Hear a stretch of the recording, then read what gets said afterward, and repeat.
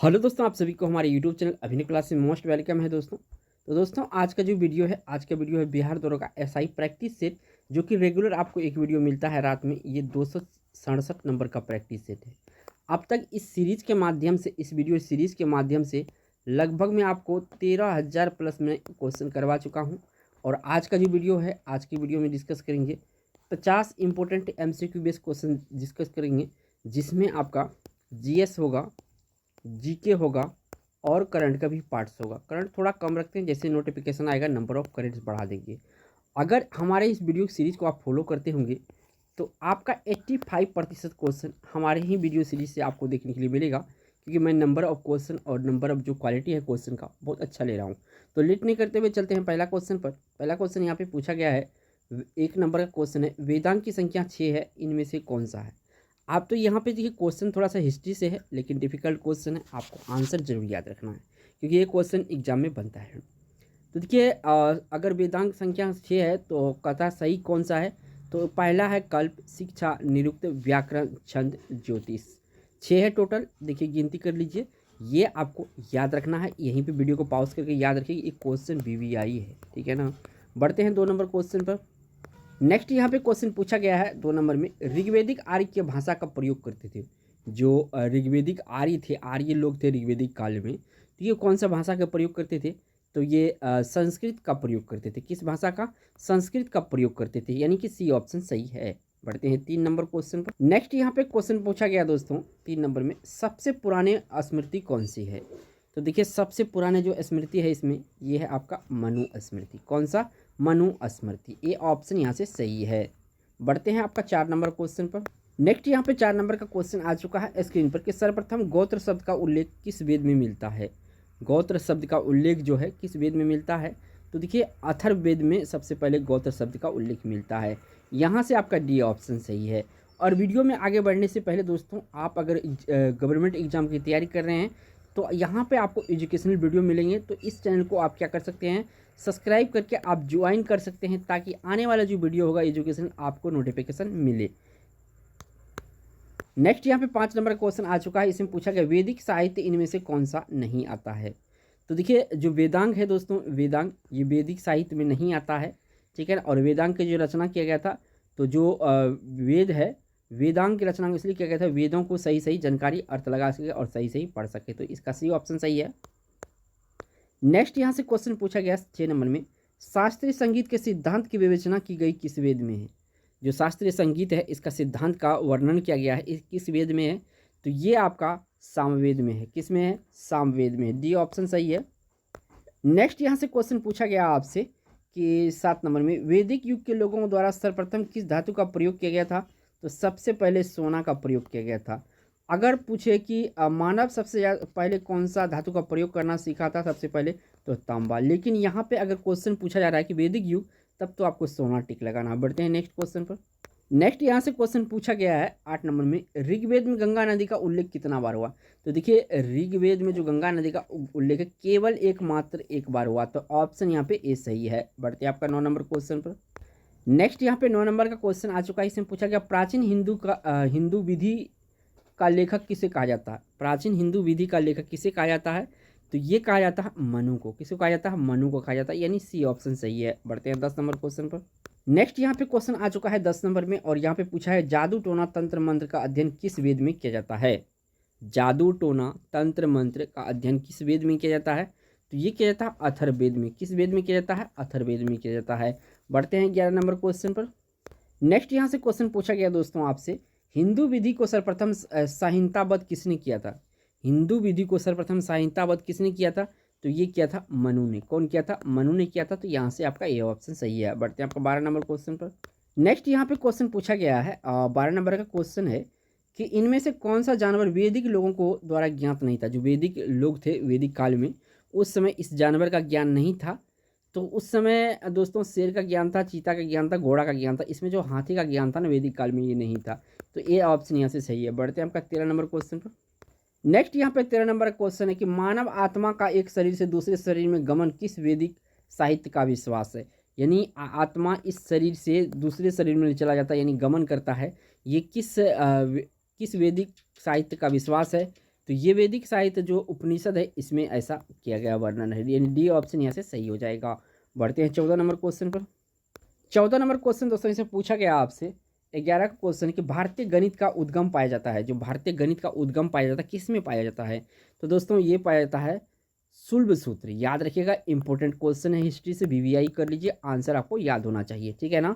बढ़ते हैं आपका 15 नंबर क्वेश्चन पर। नेक्स्ट यहाँ पे 15 नंबर का क्वेश्चन पूछा गया कि वैदिक युग में क्या था? तो देखिए वैदिक युग में जो है ये आपका उस समय अनुलोम विवाह स्वीकृत था। क्या था?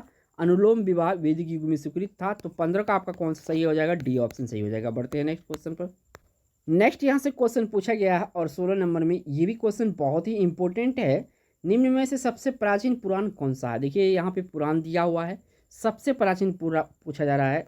तो यहाँ पे आपका मत्स्य पुराण करना है। कौन सा पुराण करना है? मत्स्य पुराण जो है इनमें सबसे पुराना है। तो यहाँ पे ए ऑप्शन सही हो जाएगा। बढ़ते हैं आपका 17 नंबर क्वेश्चन पर। नेक्स्ट क्वेश्चन यहाँ पे पूछा गया दोस्तों आपसे 17 नंबर का क्वेश्चन, उपनिषद जिन्हें वेदांत के नाम से जाना जाता है उनकी संख्या कितनी है? जो उपनिषद कहे जिन्हें वेदांत के नाम से जाना जाता है उनकी संख्या कितनी है? तो उनकी संख्या जो टोटल है दोस्तों 108 है। कितनी है? 108 है। तो यहाँ पे सी ऑप्शन टिक करना है। बढ़ते हैं आपका 18 नंबर क्वेश्चन पर। नेक्स्ट यहाँ से क्वेश्चन पूछा गया है 18 नंबर में, गौपत ब्राह्मण किससे संबंधित है? जो गौपत ब्राह्मण है ये किससे संबंधित है? अथर्ववेद से संबंधित है। गौपत ब्राह्मण किससे संबंधित है? अथर्ववेद से। बढ़ते हैं 19 नंबर पर। नेक्स्ट यहाँ से क्वेश्चन पूछा गया है 19 नंबर में, देवासुर संग्राम की कहानी का वर्णन किस में है? जो देवासुर संग्राम है इसकी वर्णन की कहानी किस में है? तो इसकी वर्णन का कहानी है ऐत्रेयन ब्राह्मण में। किस में है? ऐत्रेयन ब्राह्मण में। तो यहाँ से ए ऑप्शन सही है। नेक्स्ट यहाँ से क्वेश्चन पूछा गया है, अच्छा क्वेश्चन है ये भी, ऋग्वेद में सूक्त की संख्या कितनी है? तो ऋग्वेद में जो सूक्त की संख्या है ये है 1028। कितना है? 1028 है। तो यहाँ पे आपको सी ऑप्शन टिक करना है। बढ़ते हैं आपका 21 नंबर क्वेश्चन पर।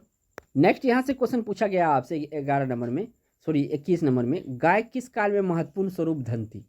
तो गाय किस काल की महत्वपूर्ण स्वरूप धन थी? तो गाय जो है आपका ऋग्वेदिक काल की महत्वपूर्ण संपत्ति थी या धन कह सकते हैं। तो ये ऑप्शन सही है। बढ़ते हैं आपका 22 नंबर पर। नेक्स्ट यहाँ से क्वेश्चन पूछा गया आपसे 22 नंबर में, वैदिक आर्य किस देवता का पूजा नहीं करते थे? तो देखिए यहाँ पे जो पशुपति है ना इसका पूजा नहीं करते थे, बाकी ये इंद्र मरुत वरुण तीनों को पूजा करते थे। तो ऑप्शन कौन सा हो जाएगा? पशुपति। तो पशुपति जो है दोस्तों सिंधु घाटी के लोग इसको पूजा करते थे। तो ये बात भी याद रखिएगा, इंपॉर्टेंट है आपके लिए। बढ़ते हैं, यानी डी सही है यहाँ पे। बढ़ते हैं 23 नंबर क्वेश्चन पर।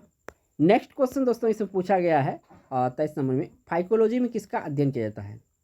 तो फाइकोलॉजी में दोस्तों फंगस यानी फंजी जो कहते हैं, हिंदी में इसको शैवाल कहते हैं, तो इसका अध्ययन किया जाता है। तो यहाँ पे आपका क्या होगा?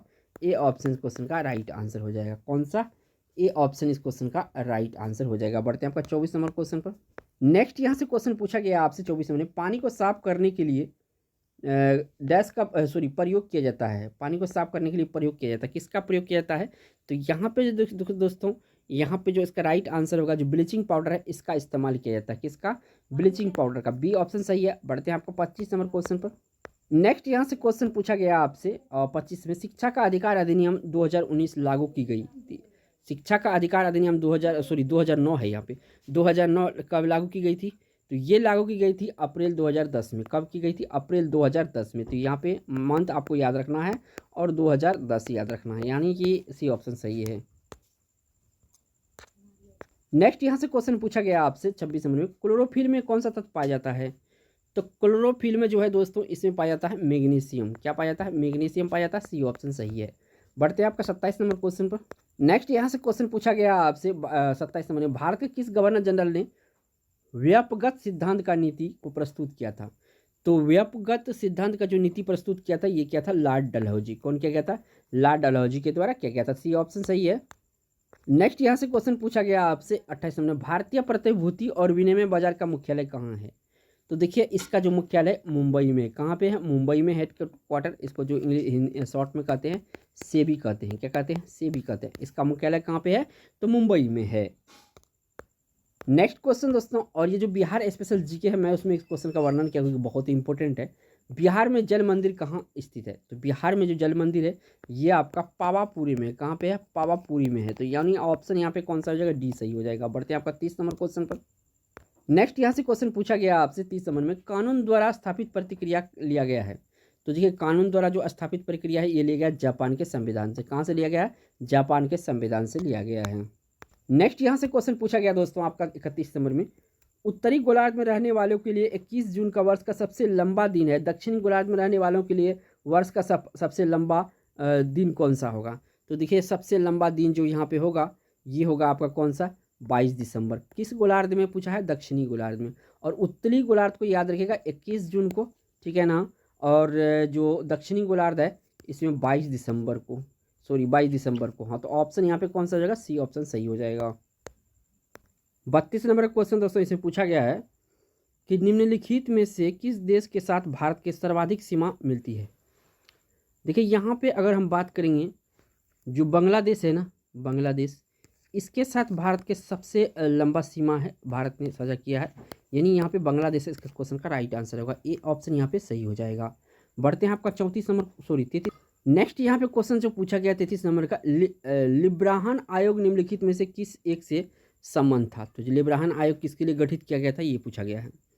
तो लिब्राहन आयोग जो है बाबरी मस्जिद का गिराया जाना, इसी के संबंध में इसको गठित किया गया था। इन बी ऑप्शन सही है।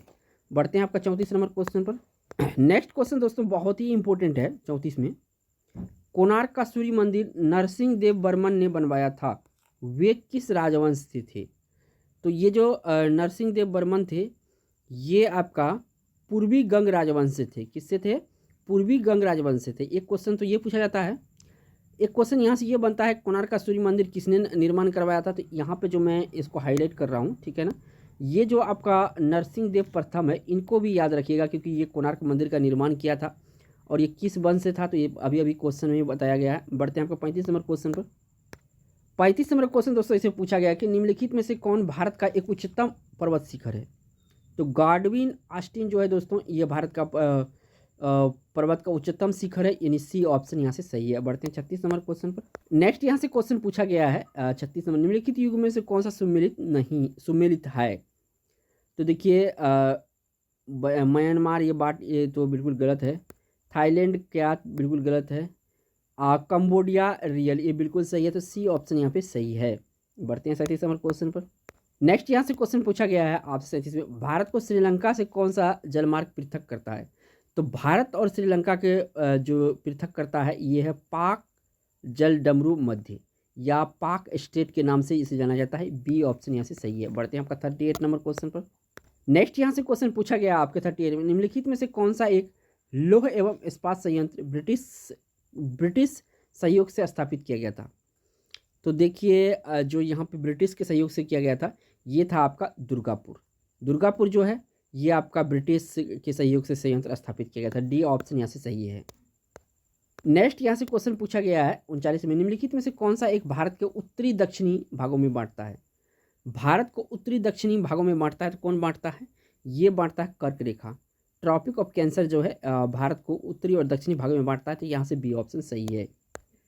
नेक्स्ट यहाँ पे 40 नंबर क्वेश्चन आ चुका है स्क्रीन पे, निम्नलिखित में से कौन सा एक भारत का सबसे पुराना तेल शोधक संयंत्र है? सबसे पुराना तेल संयंत्र जो है डिगबोई है। ये डिगबोई कहाँ पे पड़ता है दोस्तों? तो ये आपका असम में पड़ता है और ये भारत का सबसे पुराना तेल शोधक संयंत्र है। सी ऑप्शन यहाँ से सही है। नेक्स्ट यहाँ से क्वेश्चन पूछा गया 41 नंबर में कि निम्नलिखित में से किस मुगल सम्राट ने 16 कुल की नीति लागू की गई थी? तो 16 कुल की नीति जो लागू किया गया था दोस्तों ये किया गया था किसके द्वारा? अकबर के द्वारा। किसके द्वारा? अकबर के द्वारा। सी ऑप्शन सही है। नेक्स्ट यहाँ से क्वेश्चन पूछा गया है कि 42 में, बिहार में ऑपरेशन धनवंतरी किस क्षेत्र में सुधार के लिए चलाया गया था? तो ऑपरेशन धनवंतरी जो है ये आपका नकली औषधियों को व्यापार पर नियंत्रण के लिए जो है ऑपरेशन धनवंतरी चलाया गया था। ये ऑप्शन सही है। नेक्स्ट यहाँ से क्वेश्चन पूछा गया है 43 में, मलिक कफूर किसका जनरल था? तो मलिक कफूर जो है ये आपका अलाउद्दीन खिलजी का जनरल था। किसका जनरल था? अलाउद्दीन खिलजी का। बी ऑप्शन सही है। नेक्स्ट यहाँ से क्वेश्चन पूछा गया है कि निम्नलिखित में से कौन सा एक उत्तर भारतीय मंदिर का स्थापत्य की विशेषता नहीं है? उत्तर भारत की मंदिर के यहाँ पे जो स्थापत्य विशेषता नहीं है इनमें से वो चुनना है। तो यहाँ पे जो सी है गौपुरम ये दक्षिण भारत की विशेषता है, तो यहाँ पे सी का जो सी है ये उत्तर भारत का नहीं है, दक्षिण भारत का, तो यहाँ पे सी ऑप्शन सही है। नेक्स्ट यहाँ से क्वेश्चन पूछा गया है 45 में, होयसल की राजधानी निम्नलिखित में से कौन सी थी? तो होयसल की जो राजधानी थी ये थी दोस्तों द्वार समुद्र। कौन सा जगह था? द्वार समुद्र जो होयसल की राजधानी थी। बढ़ते हैं आपका 46 नंबर क्वेश्चन पर। नेक्स्ट यहाँ से क्वेश्चन आ चुका है कि भारत स्वतंत्रता संघर्ष के संदर्भ में निम्नलिखित में से किसे कांग्रेस का नरम दलीय नेता बताया जाता था? तो कांग्रेस का जो इसमें नरम दल नेता था, ये था दोस्तों गोपाल कृष्ण गोखले। देखिए बिपिन चंद्र पाल गरम दल के नेता थे, लाला लाजपत राय, अरविंद घोष और एक था बाल गंगाधर तिलक। ये चारों दोस्तों याद रख लीजिएगा ना कि ये चारों अगर गरम दल का नेता था तो आपको नरम दल खुद दे आ जाएगा। ये चार के बारे में आपको याद रखना है, यहाँ से कैसे भी क्वेश्चन आएगा तो आपका करके आएंगे एग्जाम में। नेक्स्ट यहाँ पे क्वेश्चन पूछा गया 47 नंबर में, भारत के स्वतंत्रता संघर्ष में निम्नलिखित में से कौन सा घटना सबसे पहले हुआ था? यहाँ पे सबसे पहले कौन सा घटना हुआ था? यहाँ पे अगर देखेंगे कांग्रेस का जो गया अधिवेशन है इसमें सबसे पहले किया गया था। नेक्स्ट यहाँ पे 48 नंबर का क्वेश्चन पूछा कि आज़ाद हिंद फौज की महिला रेजिमेंट रानी झांसी रेजिमेंट किसके कमांड में थी? तो रानी झांसी रेजिमेंट जो कमांड में थी ये थी दोस्तों लक्ष्मी सहगल की। किसके? लक्ष्मी सहगल की। डी ऑप्शन सही है। बढ़ते हैं 49 नंबर क्वेश्चन। नेक्स्ट यहाँ पे सिंधु घाटी से क्वेश्चन है, पूछा गया सिंधु घाटी सभ्यता निम्नलिखित में से किस एक स्थल पर प्राचीन गोदीबाड़ा यानी डॉकयार्ड था? तो कहाँ पे डॉकयार्ड था? ये था दोस्तों लोथल में। और लोथल वर्तमान में कहाँ पे पड़ता है? तो गुजरात राज्य में पड़ता है। बढ़ते हैं इस वीडियो के लास्ट क्वेश्चन पर। यहाँ पे 50 नंबर क्वेश्चन है और ये लास्ट क्वेश्चन है, वल्लभाचार्य ने किस दार्शनिक विचारधारा की स्थापना की थी? तो वल्लभाचार्य के द्वारा जो किया गया था ये किया गया था शुद्धाद्वैत, यानी बी ऑप्शन इस क्वेश्चन का राइट आंसर है। वीडियो अगर अच्छा लगा दोस्तों तो एक लाइक तो जरूर बनता है दोस्तों, और चैनल पे पहली बार है तो चैनल को सब्सक्राइब कर लीजिएगा प्लीज़। थैंक्स फॉर वॉचिंग दोस्तों।